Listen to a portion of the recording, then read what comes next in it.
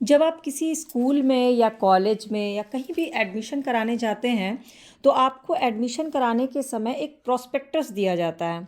उस प्रोस्पेक्टस में क्या होता है? बेसिकली उस प्रोस्पेक्टस में जो वो कॉलेज या स्कूल है उसका सारा डिटेल, उसकी अचीवमेंट्स, उसके जो भी स्कूल से रिलेटेड डिस्क्रिप्शंस होते हैं वो सारी चीज़ें दी रहती हैं, है ना। उसी तरह से कंपनी लॉ में भी यूनिट 1 का एक क्वेश्चन है प्रोस्पेक्टस के बारे में।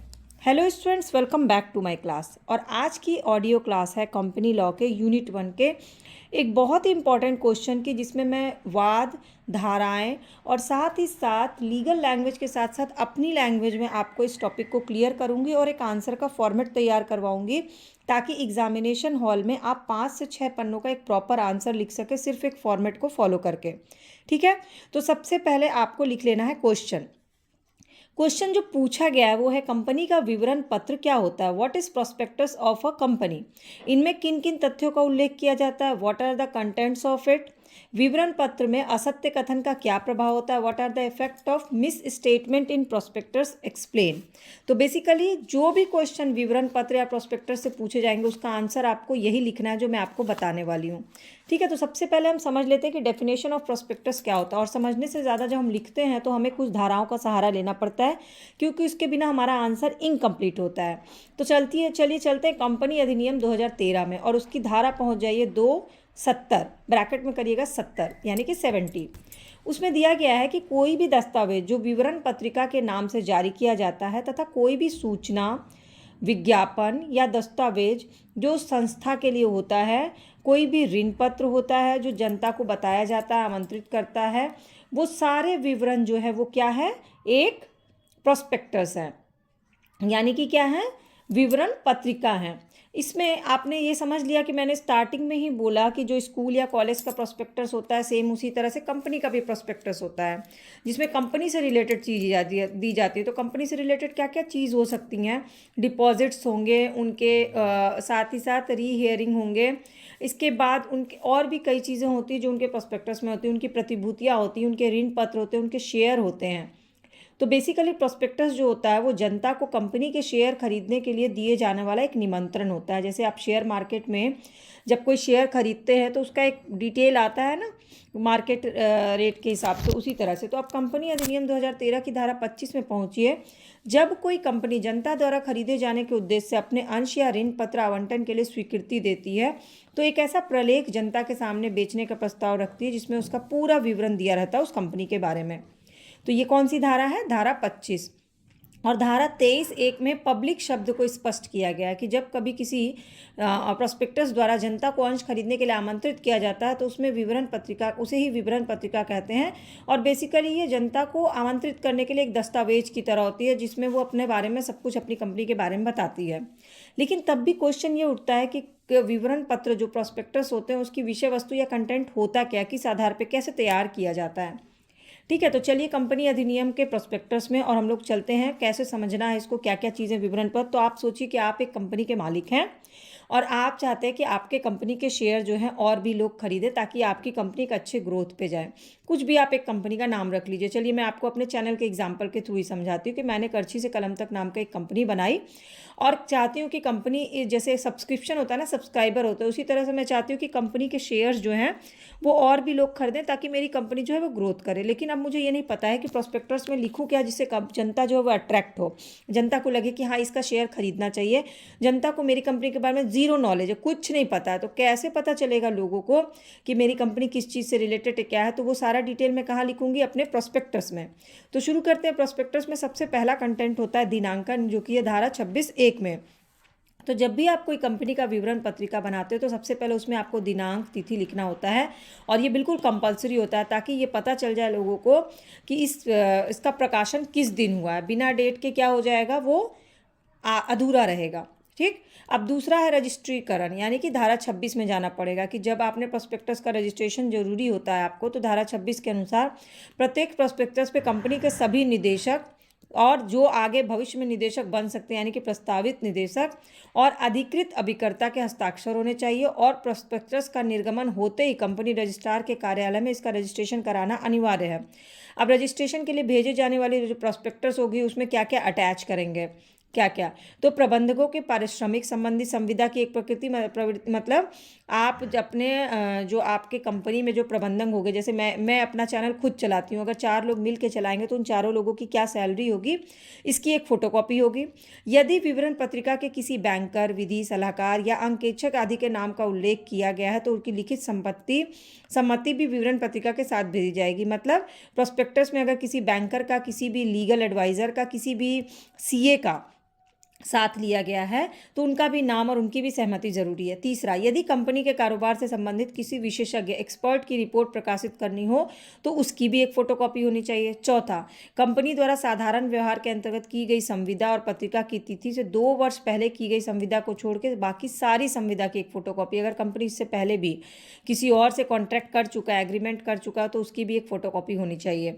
विवरण पत्रिका के साथ अंश क्रय के लिए आवेदन पत्र की एक प्रतिलिपि भी, और कितना अंश खरीदना है, किसको खरीदना, उसका एक फोटोकॉपी होना चाहिए। मतलब 5 पेपर्स आपको लगाने अपने रजिस्ट्रेशन के समय।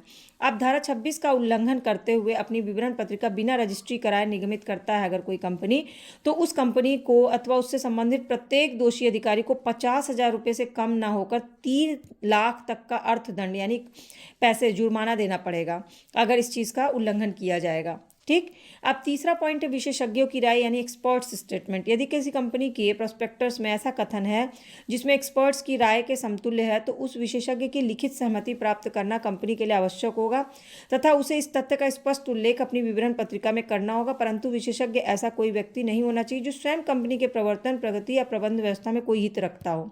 मतलब समझ लीजिए कि अगर मैंने अपने चैनल के प्रोस्पेक्टस में लिख दिया कि मुझे किसी बड़े बिजनेसमैन का नाम लिख करके या बड़े यूट्यूबर का नाम लिख करके उनकी तरफ से लिख दिया कि उन्होंने मुझे ये राय दी और उनकी तरफ से उनका नाम भी नीचे लिख दिया, तो ये गलत हो जाएगा जब तक मैं उनका सिग्नेचर नहीं लूँगी। अगर मैंने उनसे एक्सपर्ट स्टेटमेंट ली, उनकी तरफ से एक्सपर्ट स्टेटमेंट दे रही हूँ तो उनका साइन और वो सिग्नेचर होना बहुत ज़रूरी, नहीं तो ये गलत होता है। ठीक है।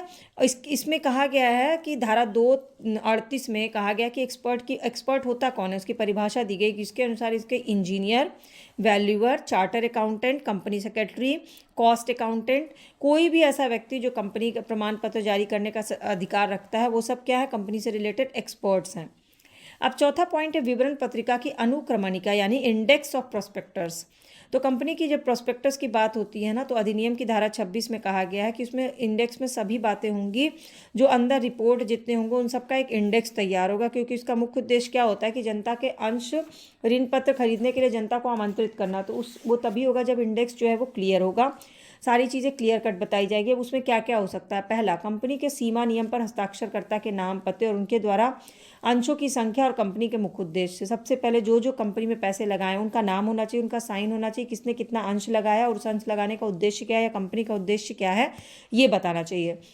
दूसरा, कंपनी द्वारा जारी किए जाने वाले विभिन्न प्रकार के अंश की संख्या और अंशधारियों को कंपनी की संपत्ति और लाभ से होने वाला हित। मतलब कंपनी जो है टोटल कितना शेयर जो है वो मार्केट में लॉन्च कर रही है और उससे कंपनी को कितना लाभ होने वाला है। तीसरा, निश्चित अवधि के मोचनीय अंश की संख्या तथा उनके मोचन की तिथि और अपेक्षित सूचना। चौथा, यदि अंशों को जन साधारण को बेचने का प्रस्ताव हो तो उसमें मिनिमम सब्सक्रिप्शन राशि का उल्लेख किया जाना चाहिए। जैसे मेरे चैनल पे आता है एक मेंबरशिप, उसमें आता है मेंबरशिप के लिए मिनिमम अमाउंट कितना है और मैक्सिमम अमाउंट कितना, उसी तरह से कंपनी के लिए भी शेयर में ऐसा ही होता है। पांचवा, निदेशक के नाम होने चाहिए, उनकी सैलरी कितनी है वो होना चाहिए। छठा, अभिदान सूची यानी सब्सक्रिप्शन खुलने की तिथि किस दिन से आप इस शेयर को खरीद सकते हैं। सातवां, यदि किसी व्यक्ति के अंशों के क्रम में विशेष प्राथमिकता दी गई है तो उसमें ऑप्शन भी होना चाहिए कि उसको अलग से प्रेफरेंस दिया गया है। आठवां, प्रत्येक अंश के आवेदन पर आवंटन के नाम, आवंटन के समय, अदा की जाने वाली धनराशि, इन सब का डिटेल होना चाहिए। नौवां, पिछले 2 साल में प्राप्त किए गए जो भी प्रीमियम है अंश को वो डिटेल होना चाहिए ताकि लोगों को पता चले कि इस कंपनी का शेयर खरीदने से हमें कितना फ़ायदा हो सकता है, नुकसान।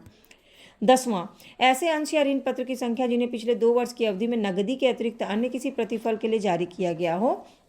11वां, उन विक्रेताओं का उल्लेख जिन्होंने कंपनी को कोई संपत्ति बेची या बेचने वाले जिनके मूल्य का भुगतान साधनों की आय से किया जाता हो।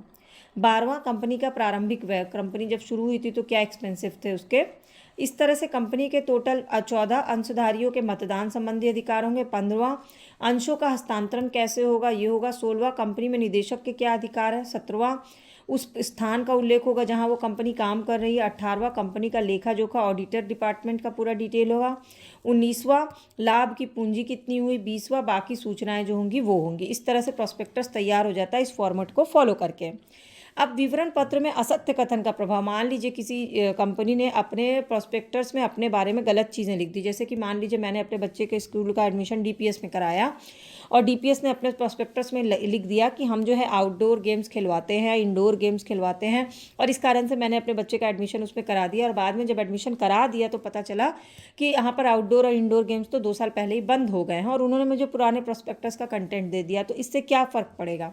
तो बेसिकली जब प्रोस्पेक्टस में असत्य कथन दिया था तो उसका तो लोप क्या होता है कि यदि कोई प्रोस्पेक्टस में लोप के कारण अधिनियम 2013 की धारा 26(1) के अंतर्गत किसी तथ्य का उल्लेख ना किया गया हो।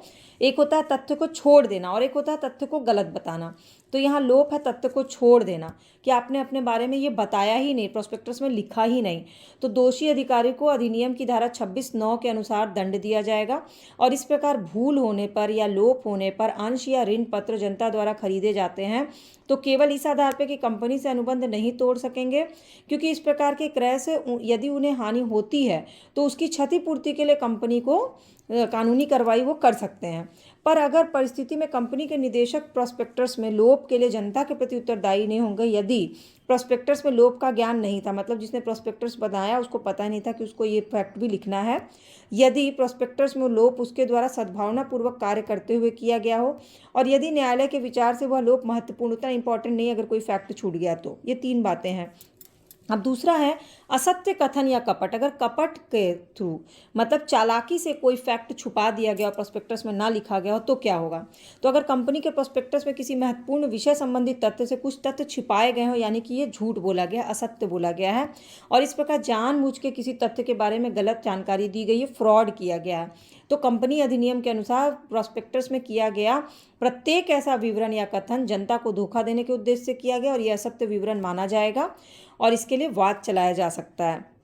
तो इसमें क्या है कि अगर कोई मिथ्या बात कही जाती है तो प्रत्येक व्यक्ति को जिसने ऐसा विवरण पत्र को जारी करने का अधिकार दिया गया उसको धारा 447 के अधीन दंड दिया जाएगा।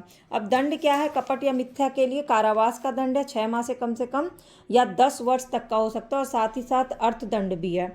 ठीक है। इसके बाद है धारा 35 जो कि सिविल दायित्व है कि अगर प्रोस्पेक्टस में असत्य कथन दिया गया, कपटपूर्ण कथन दिया गया है तो इसमें उपचार देना पर्याप्त नहीं है, बल्कि इसके लिए क्या होगा, डेयरी बनाम पीक के निर्णय में कहा गया कि अपकृत्य विधि में कपट के वाद की स्थिति कमजोर है, क्योंकि कंपनी या निदेशक द्वारा यह सिद्ध कर दिए जाने पर कि उनके द्वारा प्रोस्पेक्टस में किया गया कथन बोनाफाइड यानी सद्भावना पूर्ण युक्त था, उन्हें दायित्व से मुक्ति दिला सकता है और अंश क्रेता को हानि जो हुआ है उसको भुगतने के लिए विवश करना होगा। यही कारण है कि इस निर्णय के 1 साल बाद कंपनी निदेशकों के दायित्व के संबंध में डायरेक्टर्स लायबिलिटी एक्ट 1890 पारित किया गया, जिसके अंतर्गत निदेशकों को ऐसे गलत चीज़ के लिए दायी ठहराया गया जिससे किसी को नुकसान हो जाए। और ग्रीनवुड बनाम लेदर शॉर्ड हिल कंपनी के बाद में निर्णित किया गया कि ऐसी भूल जो पूंजीदाताओं को भुलावे में डालने के लिए की गई हो कपट माना जाएगा। और इससे क्या होगा, इसका उद्देश्य है कि प्रोस्पेक्टस में गलत चीज़ें ना करें, और अगर करते हैं तो क्षति प्राप्त करने के लिए सिद्ध करना आवश्यक होता है कि ये कपट नहीं है। ठीक। तो ओवरऑल बेसिकली प्रोस्पेक्टस जो है वो क्या है, बहुत ही इंपॉर्टेंट डॉक्यूमेंट होता है किसी भी कंपनी का। और इससे रिलेटेड 2 वाद मैंने बता दिए, अगर जो मैंने आपको लिखवाया ग्रीनवुड बनाम लेदर शॉर्ट व्हील कंपनी वाला वाद और एक डेयरी बनाम पीक वाद। इसके अलावा मैंने आपको धाराएं नोट डाउन करा दी हैं, साथ ही साथ डेफिनेशन ऑफ प्रोस्पेक्टस बताया, कंटेंट्स ऑफ प्रोस्पेक्टस के पॉइंट वाइज मैंने आपको बता दिया कि दिनांकन, रजिस्ट्रीकरण, विशेषज्ञ की राय, विवरण पत्रिका की अनुक्रमानिका, और 20 चीज़ें ऐसी बताई हैं जो पत्रिका में दी जाने के लिए नियम के हिसाब से करनी चाहिए, और अगर गलत कथन दिया जाएगा तो उसका क्या प्रभाव पड़ेगा। अब आपको इसको एक बार सुन के इसका फॉर्मेट बनाना है।